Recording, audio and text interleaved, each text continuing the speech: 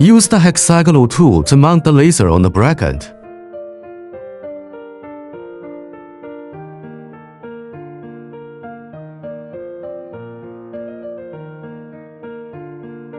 Install the laser light path.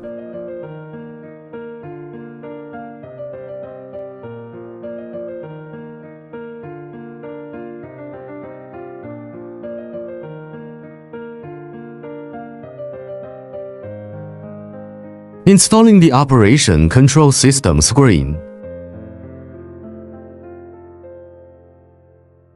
Connect the power cord. Signal cable connecting the display and the laser. Connecting the encoder. Connecting the photoelectric switch.